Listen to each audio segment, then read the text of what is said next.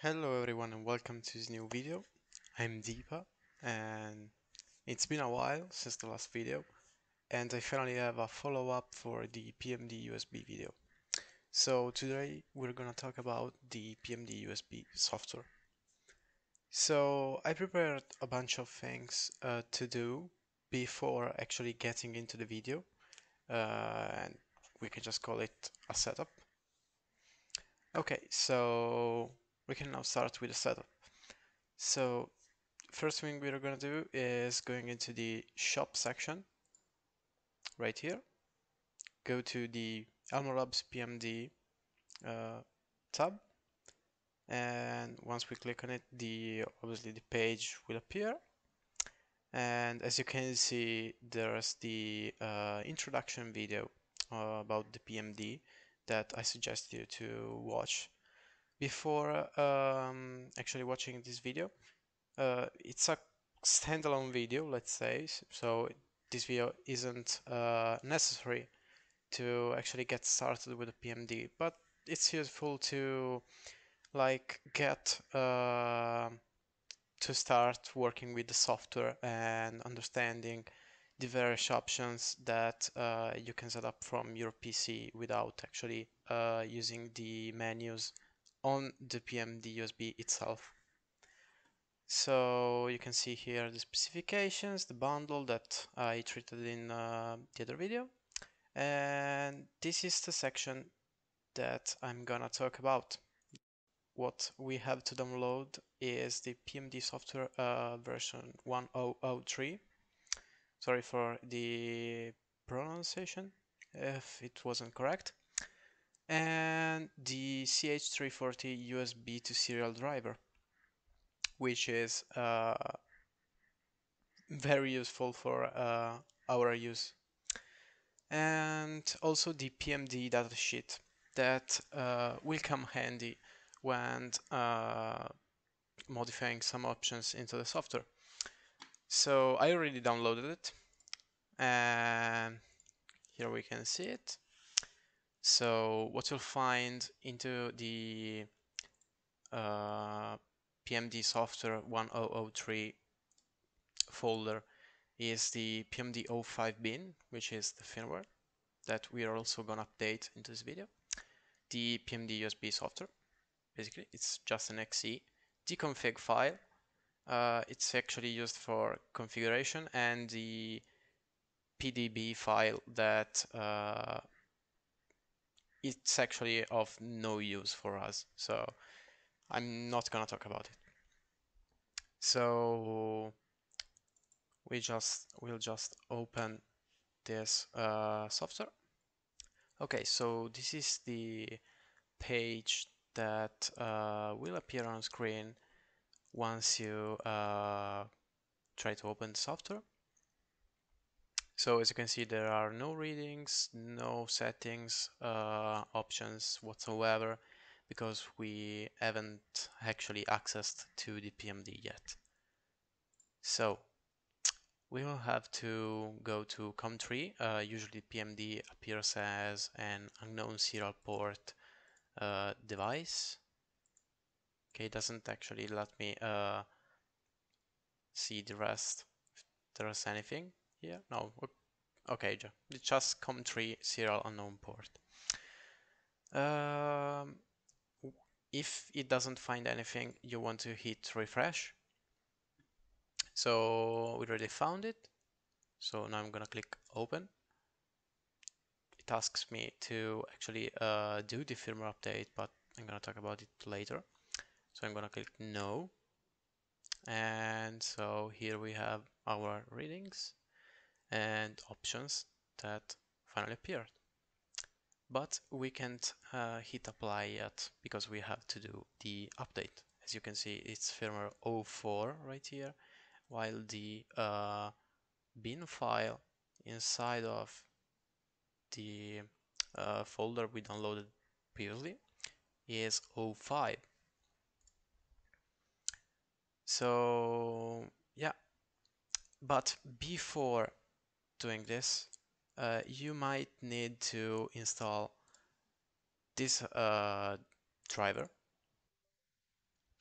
which is the CH340. It's 341 when you actually download it, but it's no different. As you can see, USB serial CH340. And what you're gonna do is basically click install. It will do it automatically. You have to do nothing but click OK right here, and then close the program. And what does this do to our software? Basically, you'll need this if you can't manage to find any serial port in this box. So, okay, I opened two softwares, my bad. And basically, if you can't find the PMD in any way, you're probably missing that driver. So you'll have to install it and then it will appear right here. This time I'm gonna open it. New firmware 5 available. Would you like to update? Yes. So right now it's going to start the update process. It's very fast. So as you can see, it's finished right now. Please replug your device. So we're communicating with the PMD. Now we have to disconnect it, close the software. What you will have to do when updating the software is either... Okay, I'm recording this part again because I think I wasn't clear enough in the first recording of this video. And what I said basically was to have the PMD plugged with only the USB-C cable when doing the update. Why? Because when you have only the USB-C cable plugged in, it's powered on through the USB-C. So once the update finishes and it asks you to unplug it and replug it again into the system, you can just unplug and replug the cable into it and it will finalize the update. While when you have it connected to also the PSU and the rest of your system, you will basically have to reboot the entire system or it will not finalize the update. It's just a bit frustrating to maybe reboot your system after finalizing the update. So I'd suggest leaving it only powered on through the USB-C. Okay, so we are finally into the software, and after the update we can hit open, and as you can see the readings will appear on screen. So we can start with timeout action. Basically the PMD OLED screen, as you saw into my other video, and if you haven't watched it yet, you can go check it out, or you probably saw it yourself. The PMD likes to cycle through power readings that go from CPU power, GPU power, total power reading, and then per connector reading, which is divided in voltage and current. So basically, what does this option do? It allows you to turn the OLED off after the timeout delay is done, which I'm gonna explain also in a couple of moments, and disable it. Basically, you can disable the timeout option to have the PMD not cycle through any other power reading. So if you want to read total power, you go there, hit the button to cycle through to total power reading, and it will stay on total power reading for the rest of the session, basically. So it will only show total power reading. As of now, for example, I hit disabled. Okay, PCIe 1, APS, GPU. Okay, so right now I have my PMD only set to GPU power, and it will stay like that for the next like 2 hours that I'll use my PC. And that's pretty much it. OLED off. What does the OLED off option do? It is tied to the timeout delay. The timeout delay is calculated in 0.1 seconds, so 600, which is the value inserted here, by 0.1 seconds equals to 60 seconds. What does this mean? Basically, when it's set to cycle, the PMD cycles through readings every 60 seconds, and when we set the OLED off option, this makes the screen go basically turn off after 60 seconds of not pressing any button on the PMD. So basically in about 60 seconds it will go off and show nothing until I press again the button to turn on the screen again. Gonna leave it like that right now. Then we have the OLED on or off option. Just turns on or turns off the OLED screen if you do not want to have it on. OLED rotation 0 degrees, stock configuration 180 degrees if you have the OLED screen inverted, the PMD upside down basically. So I'm gonna leave it on 0 degrees because it's not upside down as of now. Then we have the OLED speed. OLED speed basically translates into OLED refresh rate. So right now it's 0.0 seconds, basically it's instant. And as if we set 1 second, basically it will show a reading every 1 second.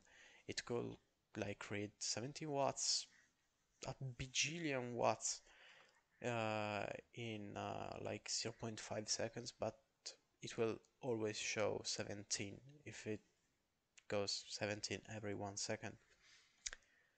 I usually leave it on 0 or like 1 second if I do not need to exactly know the instant power reading in that moment. So yeah, 0.0 seconds is my way to go. Then we have averaging.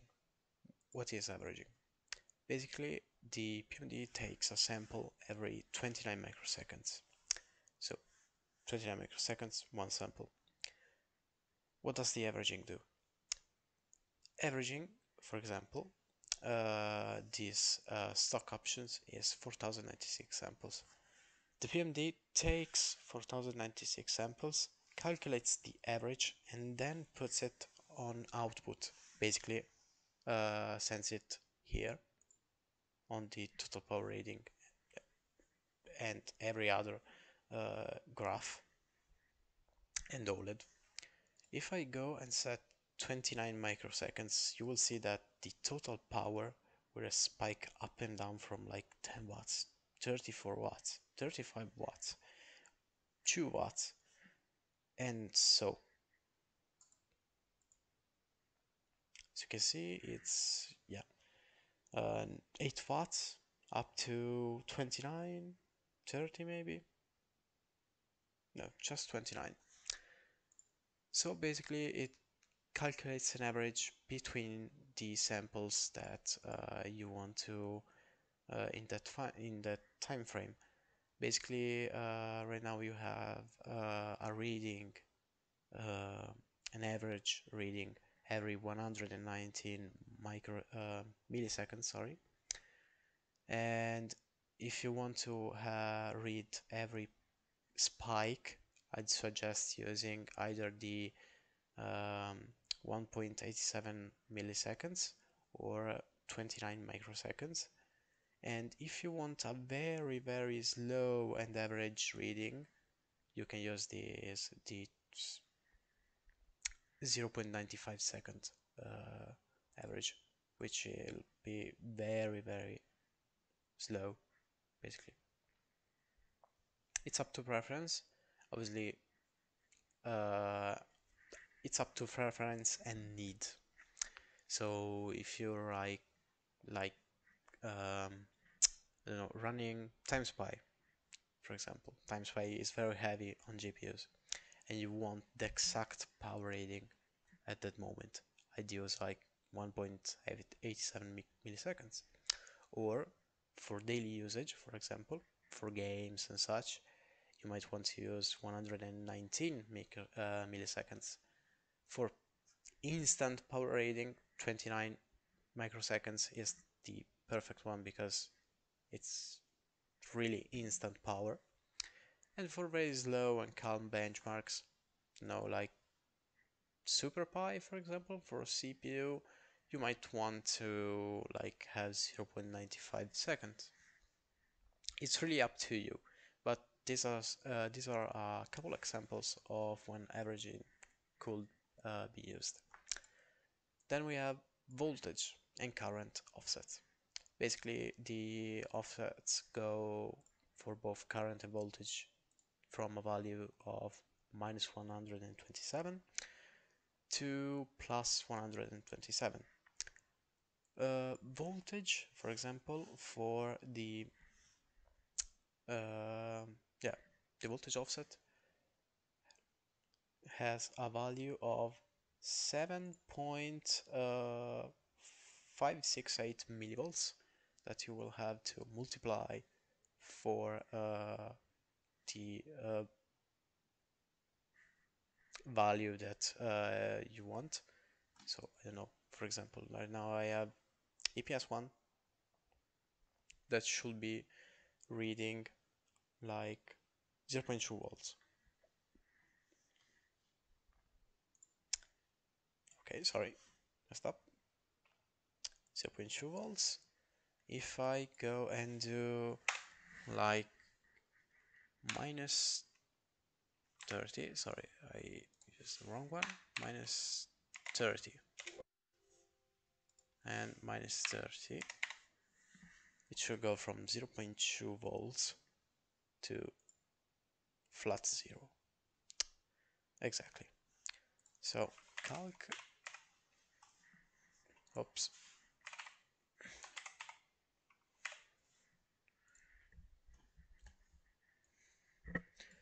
We now have the calculator right here.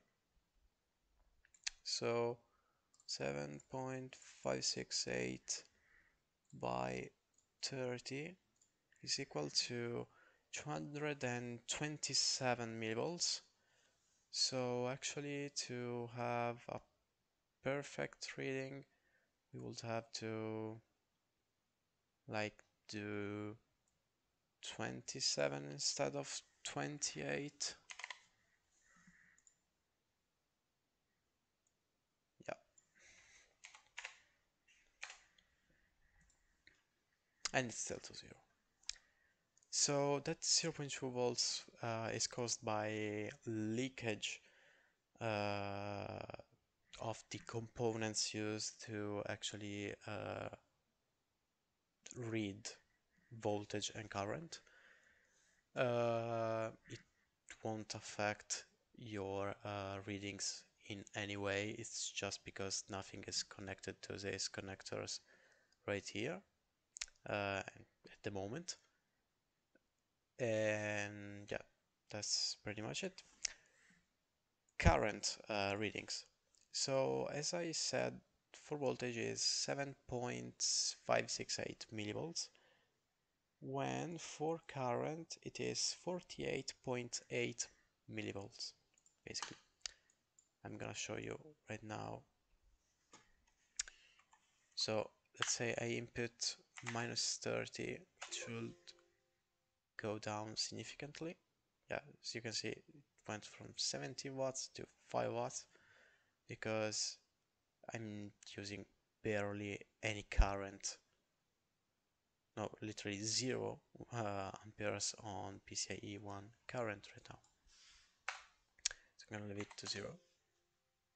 Also, there is an error calculated in the datasheet for these readings, which is PMD-USB measurement errors. And as you can see, at 0 amps it varies not significantly, to be honest. And yeah, you will have also to, if you want to like be very precise with offsets at certain loads, you can also like set the offset at those values right here. Then we have the buttons right here. Firmware update, just firmware update button, just to update the firmware. Also there's a grammatical error. We're probably gonna fix that in the next update, possibly. Then we have the bootloader mode. It's used for update, but you will never have to use it, basically. Reset is just a reset. Doesn't really do much. Just resets the settings, basically. Then we have the store to config. Basically, it stores the settings we apply right now to configuration. So next time we open the program, they will just show up like that again, and it will also set these settings inside of the PMD. So when you use it and it's not connected to your computer through a USB-C, basically, you can't use the software. You will have the same settings saved. So let's say you have the OLED screen rotation at 180 degrees. Even if it's not connected to your PC, you will still have the screen rotated. Then we have the write to file, which creates a txt like this one. We're gonna substitute it right now. So, okay, here it is. 70 watts right now. And basically what it will do, it will just show you the last total power reading of the PMD into this txt file. If I click stop writing, it should have written the last reading it was on screen, which was 17 watts. Then we have the log to CSV, which works in the same way, but it's an Excel file. And so we still have the stop button. We will open it. There's literally nothing, but the order in which way the settings are, the readings will be shown once we stop reading. So I click stop. And boom, there you go. You have the timestamp, which is this two. Then we will have the reading, PCIe 1 voltage, 12.03 volts, 1.1 is PCIe 1 current. Then we have PCIe 1 power is 13 watts, PCIe 2 voltage 12.16, current 0.04,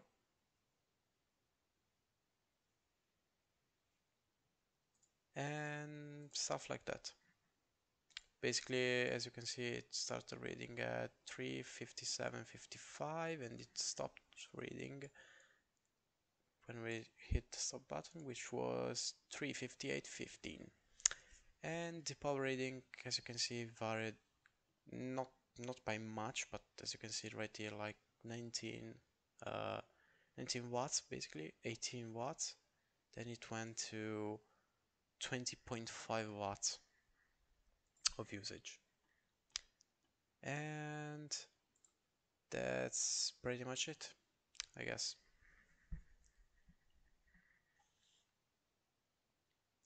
So also I'll show you a bit of what I like to do with the PMD, and I usually leave the time detection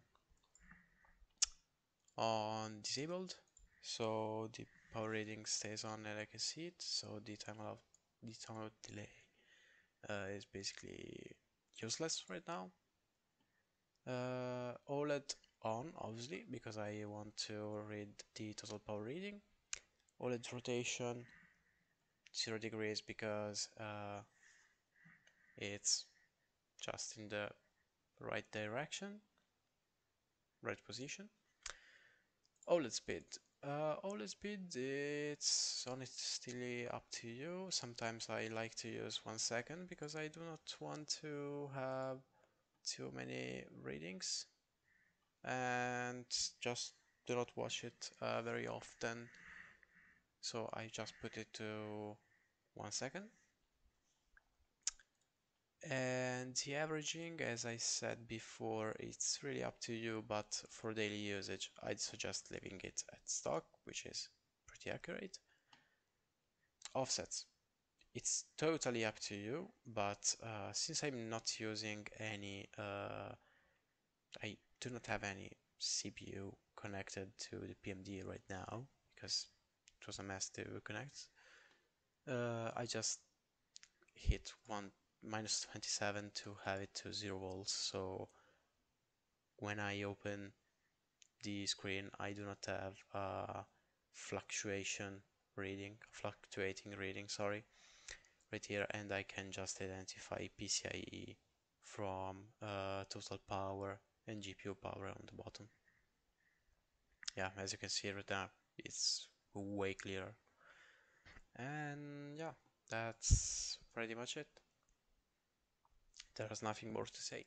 So if you want to calculate offsets, you should have a look at page 8 on the datasheet. And there are also most of the things I explained in this video, they are also written on datasheet that I should have also cited into the previous video, the introduction video. And yeah, I think that's pretty much it for today.